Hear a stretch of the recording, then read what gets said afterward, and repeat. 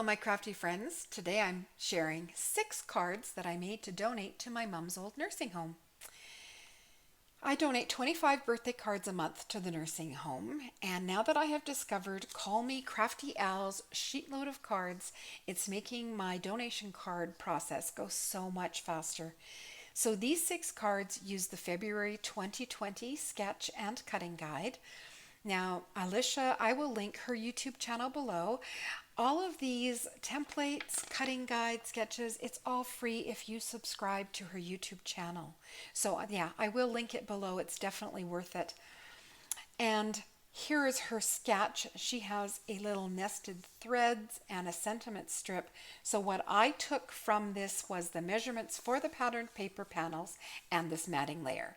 And that's the joy of sketches. You can really make them your own.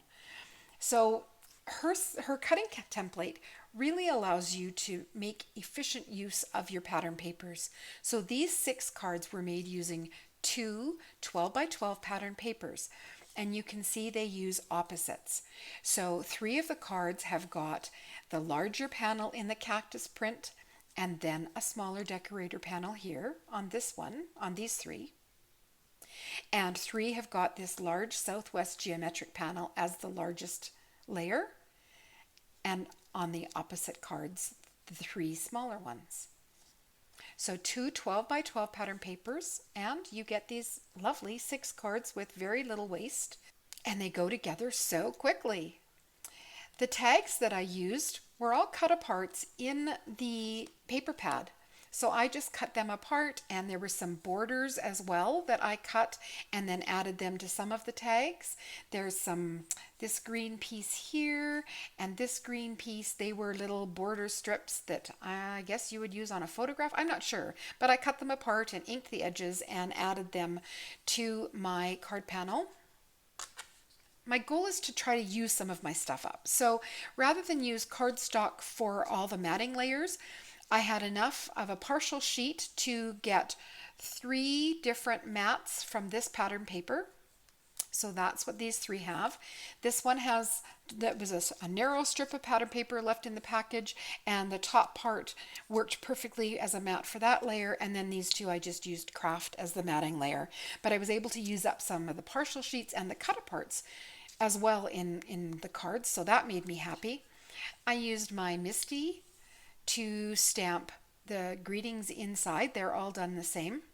The happy birthday die is from Penny Black, and initially I cut the 4 of them from like a hunter green cardstock, but they just, I don't know, the cards looked a little bit flat to me. So I went through my scraps of cardstock and cut them again from lighter patterned paper, and this one is actually the little leftover piece from the mat of paper that I was trying to use up. So I got to use, like, that whole partial sheet is used up now. And I offset it just a little bit over the hunter green one to give a bit of a shadow. They're birthday cards, so even though they're masculine, I did add a little bit of bling with some flat holographic stickers by Dazzles. Now the birthday wishes, this is a stamp set and coordinating die set by Your Next Stamp called Washi Tape Greetings. It's a stamp set that I keep on my stamping table. There's a whole variety of sentiments in there that span the entire year, so I use it quite a bit, and I like there's 2 sizes of the dies that cut washi tape. So I used that, popped it up with foam tape, and I added a double piece of seam binding to top off the tags.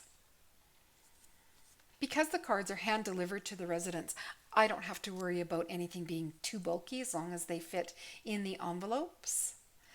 Now, while I donate 25 cards a month, and here are 6 cards, they're too similar to me to donate all at once. So these will be spread out over 3 different months, and I think the residents will enjoy them. I like to have a variety of cards in each month. I have some generic, some masculine, and some feminine, so these will work towards my masculine quota. If you enjoyed my cards today, please give my video a thumbs up and subscribe to see more. And that is it for me today.